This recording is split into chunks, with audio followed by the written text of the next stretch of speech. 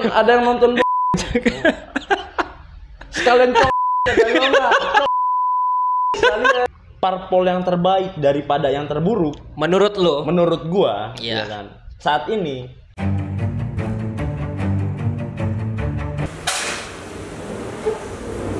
cewek mah rata-rata emang bikin inian, suka bikin orang khawatir. Cik lu, cik lu, cik. Cek. Nah, Cik. Nah, cek. Kembali lagi di channel Abai 17. Di video Kursi Panas episode kali ini kita akan langsung ngomongin hal-hal yang berbau politik lagi bersama Kiwer tentu saja. Yang saat ini seperti di judul kita akan ngebahas tentang partai politik, parpol. Karena sebelumnya kita udah ngebahas soal politik secara garis besar ya. Dan sekarang kita akan lebih terfokus lagi, yaitu kepada partai politik. berarti lebih mengakar lagi nih ya. Ya, lebih dalam lagi lah. Tentu yang kita fokuskan itu partai politik yang ada di Indonesia ya. Walaupun mungkin nanti akan ada pembahasan partai politik di luar negeri, tapi nggak banyak. Kita lebih fokus ke parpol yang ada di Indonesia. Nah, buat yang belum ngelihat video sebelumnya, silakan lihat video sebelumnya dulu, yang episode pertama itu, yang kita ngomongin soal politik secara garis besar. Di sana kita juga berbicara tentang partai politik juga, walaupun nggak dalam. Dan sekarang ini kita coba dalemin secara mengakar tuh tadi. Oke, ini Kiwer ini buat yang belum tahu dan belum nonton episode pertama, bahwa Kiwer ini adalah mahasiswa ilmu hukum sekarang, sedangkan gue pernah menjadi mahasiswa ilmu politik. Kita akan membicarakan soal parpol. Gue langsung aja nih. Menurut lu parpol di Indonesia kayak gimana? Parpol di Indonesia. Ya. Kalau mau dibahas secara generalisir ya, semuanya nih. Entah dari parpol yang sudah lama dibentuk atau baru yang terbentuk ya. Kayak semacam partai Gelora, partai PKN atau mungkin ada beberapa partai yang baru terbentuk lainnya. Kalau misalkan kita sebagai masyarakat sipil ya, kalau mau menilai partai politik ya, itu kita biasanya lebih terfokus pada kasus-kasus yang pernah terjadi di dalam partai tersebut. Oke. Sisi negatifnya dong berarti. Iya. Semacam hal-hal yang kontroversial lah di dalam partai politik tersebut. Kalau misalkan gue mau lihat sejarahnya dari satu partai politik, ya kan, itu gue harus bikin perbandingan antara partai politik yang satu dengan partai politik yang lainnya. Betul. Kalau di sini kita mau bahas partai politik, berarti kita generalisir semuanya ya. Kalau mau dikasih nilai atau rating itu Aminas lagi. enggak, itu untuk politik sistemnya ya. Kalau ini kan untuk si penggeraknya atau eksekutornya kan. Oke. Satu yang paling buruk banget, udah paling buruk. Seburuk itu ya. Seburuk itu. Kenapa yang lu bisa nilai parpol di Indonesia seburuk itu? Seburuk itu. Iya. Gua kasih satu contoh aja ya. Iya. Satu. Yang mungkin pada kasus ini melibatkan beberapa partai politik ya. Atau mungkin beberapa partai politik pernah tersangkut kasus ini. Oke. Ya, kan? Kayak misalkan tentunya korupsi. Ketika salah seorang kader atau seorang politisi dia naik atau masuk ke gedung parlemen, dia menjadi anggota DPR dengan partai politik tertentu. Dan bisa kita lihat ada beberapa anggota partai politik atau kader partai politik yang tersandung kasus korupsi. Tentunya kan bagian dari anggota DPR itu kan dinaungi oleh partai politik kan. Betul. Semuanya. Nah, gue sempat ngeliat beberapa list nama-nama anggota partai politik yang sebelumnya pernah tersandung kasus korupsi. Kayak contohnya si Juliari Batubara. Oke. Ya kan, dia dari partai PDIP kalau nggak salah ya Iya. kan.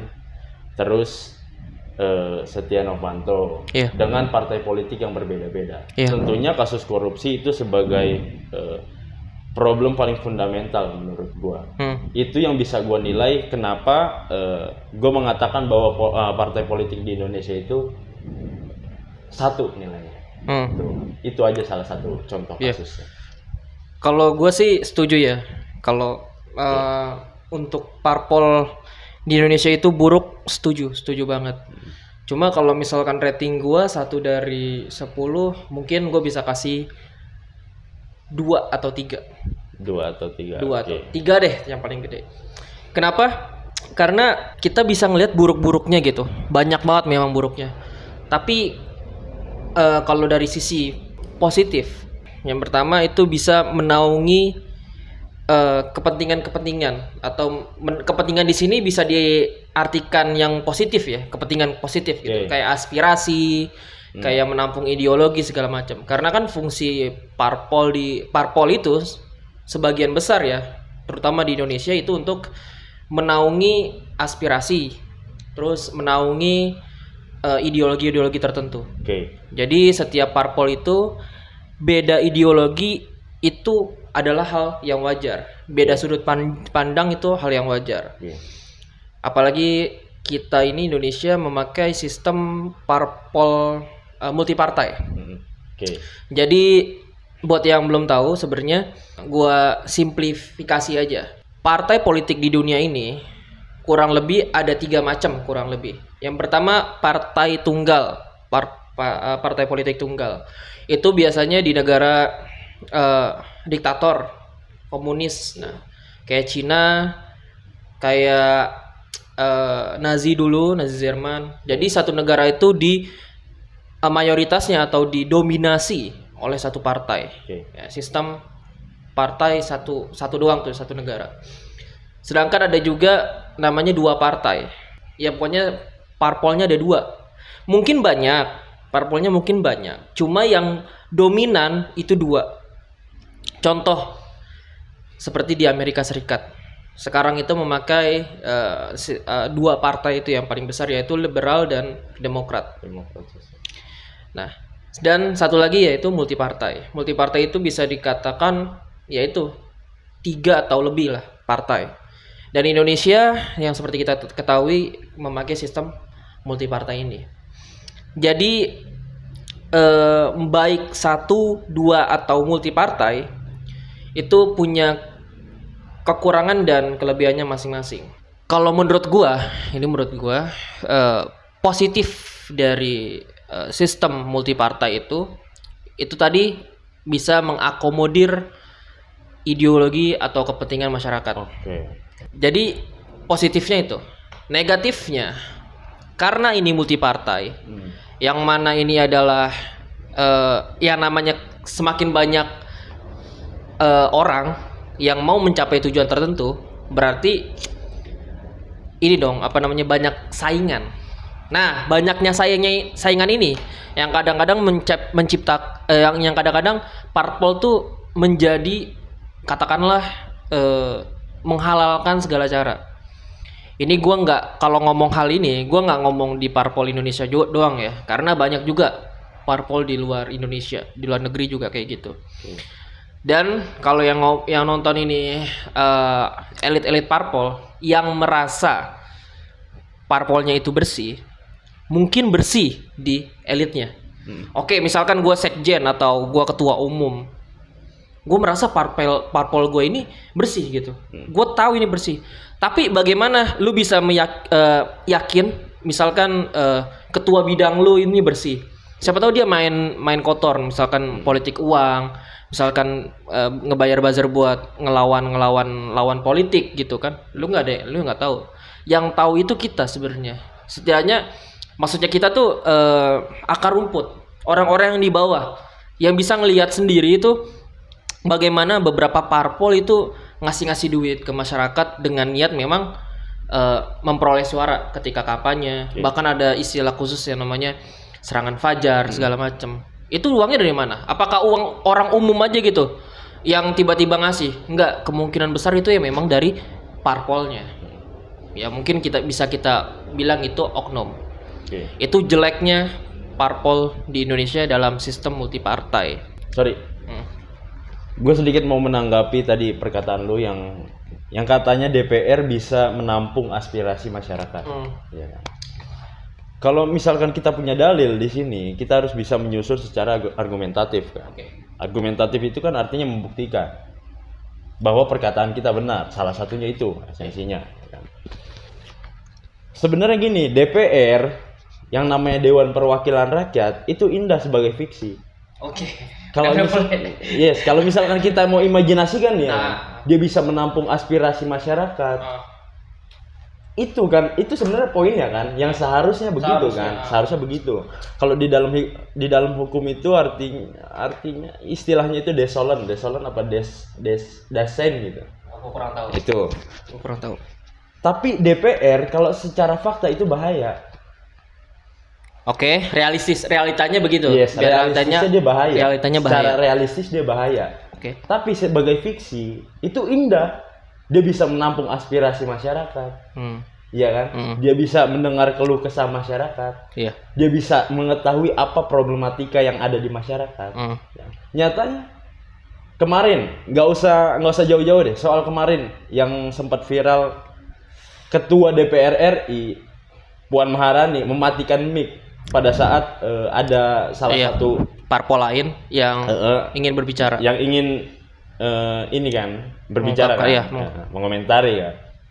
Salah satunya ada di situ. Seharusnya ketika kita mungkin ya ketika DPR melihat ada pendemo di depan gedungnya, ya, itu seharusnya DPR ini bikin public address kayak semacam apa ya, kayak kasih arahan buat publik gitu loh, kasih masukan gitu. Ketika si pendemo ini mengeluarkan aspirasinya, apa yang dikeluh kesahkan, ya itu seharusnya DPR langsung menanggapi. Ya. Misalkan kasus Lempang, banyak yang demo tentang problem ini kan. Di sini itu saya dari dulu tinggal di sini kan, masyarakat adat sini itu dari dulu yang sebelum ada negara saya udah tinggal di sini segala macam ya kan. Yeah. Itu seharusnya begitu. Jangankan sehari, jangankan rentang waktu sehari ya. Ketika omongan itu sudah keluar dari mulut masyarakat, itu DPR harus punya respon terhadap hal itu. Benar-benar. Jadi itu sebagai public address. Iya. Kalau ya kenyataannya memang nggak seindah itu. Nah, kalau misalkan lu mau bilang tadi DPR tempat menampung aspirasi masyarakat, itu positifnya lu bilang. Contohnya seperti apa? Gua nggak tahu apakah gua ngomong DPR tadi apa enggak. Gua ngomongnya partai politik. Iya, partai politik. Partai politik. Nah, partai politik kan elemen dari DPR juga kan. Maksudnya partai politik itu apa namanya? Kendaraan bagi DPR untuk jadi DPR itu kan. Betul. Nah, gini, jadi maksudnya jadi dalam konteks ini parpol itu lebih besar dari DPR. Karena DPR itu sebagian kader parpol masuk ke DPR, ya kan? Iya, jadi yang gua maksud itu bukan DPR, tapi parpolnya. Cuman kan di sini lu mengambil resiko mengatakan bahwa dia tempat menampung aspirasi masyarakat. Iya, bisa. Iya kan? Tempat menampung aspirasi masyarakat. Oke, kita nggak usah jauh-jauh deh. Yang kita tahu tempat menampung aspirasi masyarakat itu di mana? Oke, ini menarik nih. Iya, sebenarnya yang gua pernah lihat, kita ini di sini buka-bukaan aja ya. Gua ini anggota salah satu partai yang sebagian udah tahu ya. Ini udah tengah cengir, berarti udah bakal ngejarah gua nih udah. Saya anggota ini PP Pung Pelopor. Ayo anggota DPR. Anak Pung. Oke, iya gue udah cukup lama, mungkin nggak cukup lama sih kalau hitungannya, mungkin dari 2019an kurang lebih. Nah, tapi gue bukan orang-orang parpol yang biasanya itu apa tuh namanya fanatik buta. Oke. Karena gue pernah bilang ini di video-video gue sebelumnya bahwa gue ini menjadikan parpol cuma sebagai kendaraan. Yes. Oke. Ya cuma jadi kayak gue pernah menganalogikan seperti ini. Kayak dari Menceng nih ke Cengkareng naik omprengan gitu, naik angkot. Nah, angkotnya ini sebagai partai politik, Iya. ibaratkan. Iya. Oke. Kalau misalkan gue angkot ini udah naro gue ke tujuan gue, yaitu misalkan pasar Cengkareng, atau mungkin kalau itunya misalkan jadi gubernur, wakil rakyat atau presiden, Oke. ya gue akan melepas itu, melepas baju parpol gue, karena ketika sudah mendapat itu, sudah mendapat apa namanya amanah menjadi public figure atau pejabat publik, ya ini gue untuk publik bukan untuk partai. Oke. Gitu. Kalau ini setidaknya untuk omongan gue sekarang gue memegang seperti itu. Kenapa gue harus mengutarakan seperti ini sejak dini? Karena khawatir gue pun akan menjilat ludah gue sendiri. Oke. Siapa tahu ntar kalau misalkan gue bener-bener ditawarin gitu, Bayu kamu mau jadi anggota legislatif nggak? Siap. Tapi harus begini-gini ya. Kamu harus bilang apapun yang baik tentang parpol kita dan melawan parpol lain gitu. Oke. Jadi pikiran lu dibatasi sama pikiran parpol gitu. Iya, karena kalau khawatir gue mengiyakan itu, gue bisa lu hujat. Oh, udah pasti. Udah itu pasti. udah resiko. Karena gue udah ngomong di sini, gue akan menjadikan parpol itu sebagai kendaraan, bukan gue yang dikendarai oleh parpol. Oke. Itu memang DPR itu adalah sebagian dari parpol. Setidaknya parpol itu lingkaran besar, di dalamnya itu ada DPR. Iya. Jadi nggak semuanya kader parpol itu menjadi DPR kan. Ngerti. Nah, kalau misalkan masukan dari aspirasi masyarakat tuh kemana kan parpol? Nah, ini menarik. Kemana? Iya, lanjutannya kemana? Gua pernah di apa namanya? DPW apa? Jadi parpol itu ada DPP namanya ya. Pusatnya, DPW wilayahnya, Dewan Pemerintahan Pusat, DPC cabangnya. Gue lupa nih. Cabang apa wilayahnya, gue pernah ke situ ke parpol gue ini, dan gue ngeliat ada kayak loket tiket, mirip loket tiket lah, tapi tulisannya kurang lebih menampung aspirasi gitulah. Gue nggak tahu itu, pokoknya untuk itu ada tulisannya aspirasi masyarakat di sini. Jadi kalau di parpol itu tersebut itu ada yang namanya tempat itu. Jadi kalau misalkan masyarakat mau mengadukan apapun, itu melalui partai ada ininya, ada kayak tempat buat itunya. Nah, gua cukup mencukupi sampai situ doang, karena gua nggak tahu ke dalamnya apakah itu cuma formalitas, ataukah itu memang udah disuarakan, masukan di aspirasinya itu udah di apa namanya, udah sampai parlemen, tapi parlemennya nggak ngedenger. Itu banyak aspeknya, banyak banyak faktornya. Tapi yang gua tahu, setidaknya di parpol gua ada satu tempat untuk itu, aspirasi masyarakat. Karena gue sendiri pun kan gue bukan elitnya, jadi gue nggak tahu dong. Gue juga baru anak bocah di parpol ini kan, jadi gue kurang tahu. Gue nggak bisa menjudge bahwa parpol ini beneran jadi penyambung lidah masyarakat, ataukah memang cuma buat formalitas.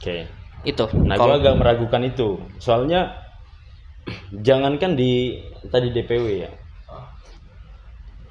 Gue pernah beberapa kali ke pemerintahan daerah Bekasi, Kabupaten Bekasi. Ya kan? Yang mana di dalam gedung tersebut ada satu banner atau spanduk yang bertuliskan wilayah birokrasi bebas korupsi. Gue udah tahu nih bakal kemana. Soal itu. Ya. Kepentingan gua datang ke pemerintah daerah Kabupaten Bekasi itu untuk mengurusi validasi BPHTB pajak. Iya kan? Kalau misalkan si bagian pajak ini bebas korupsi apa? Yes, bebas korupsi. Iya kan? Itu udah ada SOP-nya tertentu kan di dalam gedung tersebut kan. Kita mau ngurus pajak BPHTB kemana? Ya kan? Ke loket ini, ya. Kita mau ngurusin surat setoran pajak kemana, ke loket ini, ya kan. Tapi gue ada jalan pintasnya kalau ke situ. Oh, gue bisa langsung masuk ke ruangannya. Mantap. Masuk ke ruangannya. Ya kan?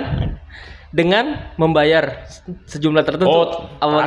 Pasti. Kan itu kan sebagai pelicin. Karena gini, gue juga tahu ya sistem di dalam itu seperti apa. Petugas pajak yang di dalam itu, Badan Pendapatan Daerah atau Bapenda ya, itu nggak mengurusi developer gue doang. Oke. Sebekasi dia urusin kan. Masalah pajak, ya masalah BPATB atau masalah SSPD, setoran surat setoran pajak daerah, ya kan. Itu nggak ngurusin cuma satu developer gua doang. Semuanya, ya kan. Cuman stigma kita, asumsi kita, gimana caranya surat yang kita ajukan kepada Bapenda tersebut bisa lebih dulu walaupun datanya paling lama. Ngerti. Yes. Karena mungkin kita dikejar-kejar sama konsumen. Dikejar-kejar akad sama konsumen, dituntut untuk secepatnya selesai. Ya itu ada uang pelicin. Jadi kayak semacam slogan-slogan atau tagline wilayah bebas korupsi itu gue nggak terlalu percaya. Ada keraguan karena gue udah turun ke dalamnya. Gitu. Iya betul. Nah ini yang menariknya dari kita ya, maksudnya video kita. Kalau misalkan YouTuber lain atau bukan YouTuber ya, pokoknya konten creator lain lah gitu. Ngobrol dengan elit politik, nggak mungkin bisa menemukan hal-hal kecil kayak gini, ya kan?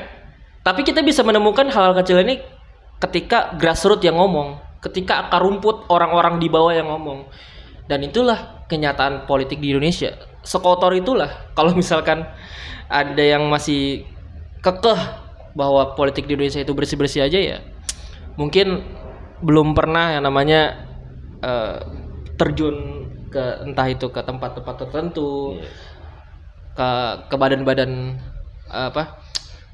lembaga-lembaga pemerintah atau segala macamnya. Nah terkait korupsi ya, kayak soal VOC. VOC, oke. VOC kan. VOC.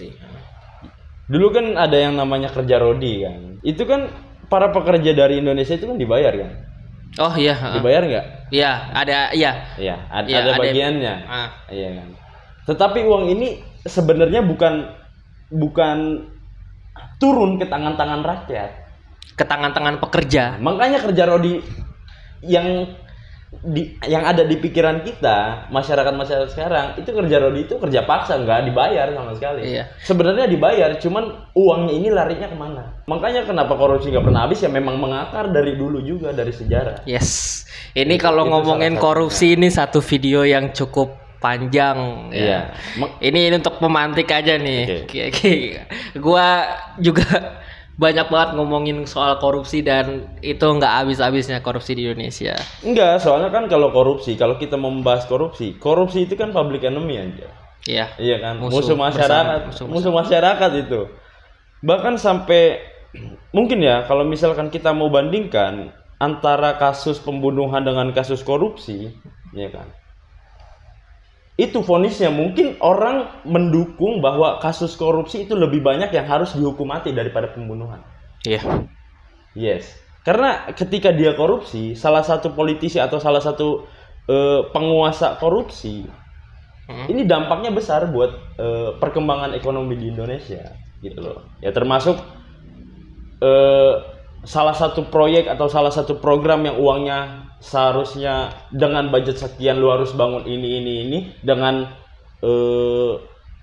fasilitas yang segini ternyata dipotong menjadi kapasitas atau fasilitas yang rendah gitu kan. Begitu ketika si penguasa atau pemerintah ini membuat satu proyek, iya kan, dan dia korup, daripada dana APBN tersebut, ya kan, ujung-ujungnya untuk memajukan peradaban Indonesia, pemerintah menaikkan pajak. Ngerti. Ya, jadi ada korelasinya antara korup dengan kebijakan-kebijakan yang dibuat untuk memajukan peradaban gitu loh di Indonesia. Pokoknya korupsi. Kita akan bikin video sendiri ya, Wer ya. Ya itu kapan-kapan ya, Wer. Itu dipisah aja sih. Dipisah aja ya, Wer ya. Dipisah aja. Ini kita lanjut ke partai politik lagi. Partai politik aja. Tapi memang kenapa kita menyinggung sedikit korupsi ya. Lagi-lagi ya bukan banyak, mungkin kebanyakan ya. Kebanyakan yang korupsi itu mungkin dari kader-kader partai. Itu PR pertama. Terserah. Ini gue bilang PR, terserah lu mau ngerjain apa enggak. Ya kan? Kalau sekolah lu harus kerjain, ini PR sama guru, disuruh ngerjain PR sama guru, lu harus kerjain. Minggu besok harus selesai. Kalau sekolah gitu. Ini semua udah ngasih lu PR nih. Hai para elit-elit parpol, ya kan? Parpol kalian ini sudah dianggap banyak yang korupsi kadernya. Silakan, ini PR mau dikerjain apa enggak? Mau selesai minggu depan atau bulan depan silakan. Tapi kalau nggak mau dikerjain juga nggak masalah gitu. Yang masalah itu ntar negara kita ini yang hancur gara-gara lu. Balik lagi ya, gue mau nyinggung sedikit bahwa gue kurang suka sama orang-orang yang masuk ke dalam partai politik, yang menjadi anggota partai politik itu fanatik buta. Fanatik buta sama parpolnya, fanatik buta sama elit-elit politiknya. Oke, kita definisikan dulu lah fanatik buta yang gue maksud itu apa. Kalau fanatik buta dalam pengertian gue dengan singkat gitu ya, mau sejelek apapun dia, seburuk apapun dia, tetap dibela. Dia tetap nggak mau mengkritik dan bilang bagus-bagus saja. Itu yang gue bilang dengan orang-orang yang fanatik buta terhadap parpolnya. Korupsi DPR itu insya Allah akan kita jadiin video yang ini ya, video lain ya. Karena itu bahasanya banyak banget, bener, nggak bohong. Kasus korupsi. Kalau misalkan kita ngelihat fungsi-fungsi DPR itu bisa video sendiri. Dan parpol, dua hal itu menyinggung parpol. Korupsi sama DPR itu menyinggung parpol. Jadi wajar-wajar aja kalau kita menyinggung DPR dan parpol di video tentang partai politik ini. Ini pertanyaan. Lu mau masuk parpol nggak? Sekarang atau nanti? Kedepannya kira-kira bagaimana? Kalau melihat dari sekarang ya? Iya, kalau melihat sekarang. Kira-kira gue nggak masuk parpol. Nggak mau masuk parpol. Nggak mau masuk parpol. Lu mau nggak masuk parpol gue? Lu kan banyak kenalan nih di daerah Jakarta Barat, Jakarta Selatan, atau Jakarta Barat, Jakarta Utara, Kepulauan Seribu. Lu mau nggak jadi DPR RI? Oh, ini kayaknya nggak bercanda nih, ini beneran nih. Beneran. Karena kan sebelumnya kan dia ngomong katanya dia bagian anggota parpol kan. Enggak, ya kalau misalkan lu digituin, anjrit, gue belum punya partai nih, kesempatan nih. Gue bisa menang. Gue ditawarin sama anggota parpol untuk menjadi bagian parpolnya. Iya, dan lu bukan hanya jadi bagian parpol, lu jadi endorse jadi DPR. RI. Gitu. Ya. apa nih? Mungkin ntar aja dia ngomonginnya. Mikir kan. Ntar aja ngomonginnya nggak enak sekarang, ntar aja. Akang lah. Kayak nggak ngerti aja. Ayo. Enggak sih. Sebenarnya gue masuk ke hukum juga tertarik sama beberapa soal tentang politik ya. Itu bukan karena gue mau masuk partai politik, menjadi bagian di dalamnya atau menjadi bagian dari anggota DPR RI, enggak. Gue sebenarnya merujuk ke pakar hukum tata negara sebenarnya. Itu kan di luar partai politik tentunya kan. Jadi kita untuk menjadi pakar hukum tata negara kan gak harus masuk partai politik dulu kan. Betul. Itu sebenarnya. Makanya kenapa gue bisa bilang kalau gue mau lihat dari sekarang, yaitu gue nggak bakalan jadi anggota partai politik. Walaupun lu ditawarin seperti itu. Enggak. Menarik nih. Enggak salaman ya. Gerindra aja dong. Tuh, gua mau patik. Dari lu tadi beri nilai yang cukup buruk ya untuk parpol di Indonesia. Tentu yang terburuk masih ada yang terbaiknya. Terbaik. Ya, kira-kira parpol yang terbaik dari yang terburuk. Apa tuh menurut lo? Harus gue sebutin kan nama parpol? Sebutin. Kalau misalkan mau dilihat parpol yang terbaik daripada yang terburuk, menurut lo? Menurut gua, ya kan. Saat ini PKS. Kenapa tuh? Karena dia perannya oposisi sekarang. Oke. Di periode Jokowi kan dia oposisi. Oposisi banyak. Misalkan Demokrat dah. Demokrat walaupun memang ada isu-isu akan pergantian kabinet dan Demokrat dapat. Tapi setidaknya dulu atau kemarin-kemarin ini nih Demokrat misalkan. Atau apalagi ada lagi nggak ya? Sekarang kalau misalkan Partai Umat yang baru tuh. Baru. Sekarang kalau misalkan tadi lu berbicara tentang Partai Demokrat tadi. Iya, Demokrat. Dengan segala dia dulu gini-gini. Iya, dulu kan oposisi juga dia. Itu dia konsisten apa enggak oposisinya? Oke. Tapi kan karena dia dulunya pernah berkuasa juga 10 tahun. Iya benar. Kalau misalkan ketika lu waktunya berkuasa. Iya. Tapi ketika lawan partai politik lu yang berkuasa atau memang dari bukan bagian dari lu yang berkuasa ya kan. Lu tetap harus menjadi oposisi di situ. Gitu loh. Benar. Iya kan. Kalau misalnya nggak ada satupun partai politik yang menjadi oposisi, ya. Peran oposisi ini diambil sama masyarakat. Benar. Masyarakat yang independen ya kan, contohnya kayak Rocky Gerung itu di luar partai. Ya itu diambil perannya sama dia. Yang seharusnya diambil oleh partai politik yang tidak berkuasa pada saat itu. Ngerti. Karena gini, kalau misalkan semua partai politik nggak ada yang beroposisi, bergabung semua, menyatu. Kalau misalkan ada ada kesalahan di dalam partai politik yang berkuasa, itu siapa yang mau mengoreksi? Siapa? Ya. Masyarakat juga ujungnya. Buat apa kalau ujung-ujungnya nggak didengar tadi kaitannya dengan aspirasi masyarakat? Iya benar. Iya kan? Ya salah satunya ada partai politik yang mengoposisikan pemerintahan dari penguasa. Itu kan pentingnya. Ya, itu aja sih sebenarnya. Kenapa gue bisa milih PKS ya itu? Itu karena PKS konsisten dalam beroposisi. Iya, untuk saat ini ya. Untuk saat ini. Kalau misalkan di 2024 nanti dia nggak oposisi atau masuk jadi pemerintah, jadi bagian dari pemerintahan, dan kita tahu bahwa pemerintahannya itu buruk segala macam. Ya, gue nggak bisa konsisten dengan pernyataan. Oh jelas, itu nggak boleh konsisten. Iya. Karena harus. Kebenaran itu menurut gue itu letaknya ada di mana-mana, Ada relatif. Juga. Lu mau nih kita ngomongin soal brand, maksudnya apa merek deh. Misalkan lu banyak yang bilang, banyak udah jadi rahasia umum dan udah jadi meme di mana-mana soal PDIP. Ya kan? Seburuk-buruknya PDIP, tetap ada orang baik di sana. Oh iya, kita nggak bisa menggeneralisir gitu. Nggak bisa pukul rata soal itu. Pukul rata. Jadi memang kalau lu bilang, dan memang itu bagus untuk bilang gue nggak bisa konsisten dalam menilai parpol, karena mungkin sekarang partai A benar, siapa tahu ntar pergantian ketua umum dia jadi nggak benar, ataupun sebaliknya yang tadinya nggak benar jadi benar, cuma ganti ketua umum atau memang ideologinya ganti, kita nggak ada yang tahu. Menurut gue oposisi itu memang harus ya namanya dua lapis lah kalau bisa dibilang. Lapis pertama yaitu segampang begini, pemerintah oposisi. Gitu. Jadi hitam putihnya kelihatan jelas, pemerintah oposisi. Tapi ada juga yang seharusnya itu lapis kedua, yaitu misalkan kita zoom ke partai politik pemerintah. Itu partai politik pemerintah, kader-kadernya tidak boleh 100% atau semuanya mendukung pemerintah. Tetap harus ada yang namanya, kalau dalam diri itu refleksi diri, refleksi partai.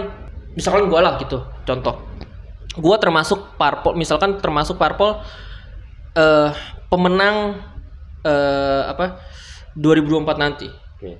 Ya gue sebagai orang yang termasuk dalam pemenang itu, pemenang kontestasi politik, ya tetap harus mengkritik kalau nih parpol nggak bener, walaupun itu parpol gue. Nggak, jadi itu lapis keduanya yang seharusnya ada dalam setiap parpol. Yang bisa ngelihat parpol secara dalam itu ya elit-elit politiknya, itu ya kader-kadernya, itu anggota partai politiknya. Orang di luar itu nggak bisa, cuma bisa membayangkan atau memperkirakan. Tapi yang tahu dalamnya parpol, yaitu elit-elit politik, kader-kadernya, dan juga anggota parpol itu sendiri, atau minimal simpatisannya. seluruh undang-undang yang telah berlaku di Indonesia itu kan melalui proses pertimbangan pasti. Betul. Ya kan, termasuk kayak undang-undang ITE, undang-undang Cipta Kerja, ya kan. Itu melalui pertimbangan, dan mungkin anggota-anggota DPR yang merancang undang-undang tersebut, ya kan, itu udah melakukan pertimbangan dengan meminimalisirkan dampak buruk pada masyarakat kan. Tetapi begitu ketika disahkan, nyatanya apa? Banyak yang kontroversial kok. Banyak yang menolak kok. Ada beberapa bagian yang ditolak kok. Iya kan? Jadi belum tentu semuanya yang dipertimbangkan oleh DPR yang menurut mereka baik, belum tentu efeknya baik juga kan ke masyarakat. Betul. Gitu loh. Jadi memang ya tadi poinnya demokrasi itu kita harus disepakatkan bareng-bareng. Jadi jangan cuman, apalagi kan kalau ada istilahnya di dalam hukum itu, kalau undang-undang sudah disahkan, seluruh masyarakat itu udah dicap tahu bahwa undang-undang itu ada. Oke. Itu ada istilahnya. Oke. Ya, padahal kan banyak masyarakat yang ketika ditanya undang-undang tentang ini, saya nggak tahu itu ada di pasal mana. Oh, saya nggak tahu kalau misalkan undang-undang itu ada. Iya. Iya kan? Gua teringat sama lagunya ini. Lagunya Iwan Fals. Oh, gua kira nyanyian lagu ya? Enggak. Nyanyian lagu Setuju.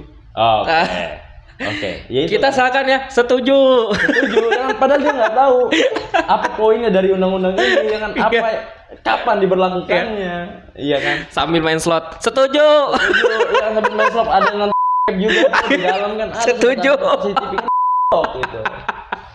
Ya, gitu. Ketika lu menjadi DPR atau pemerintah atau bagian dari penguasa, itu lu jadi pejabat publik nggak boleh ketahuan begituan anjing.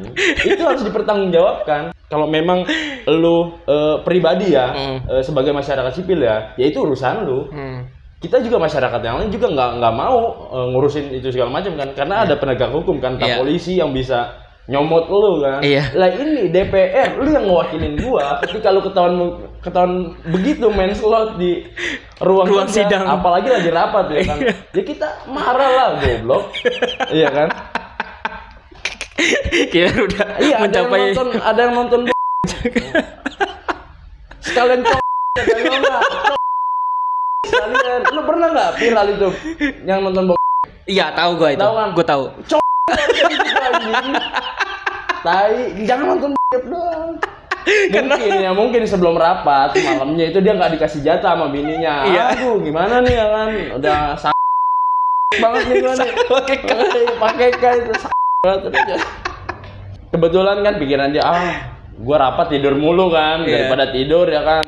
Gua cari kegiatan lain nih ya kan, biar nggak disangka tidur mulu ya kan. Ya maksudnya cari kegiatan lain itu ya lu memperhatikan atau lu mengajukan pendapat, jangan nonton bokep.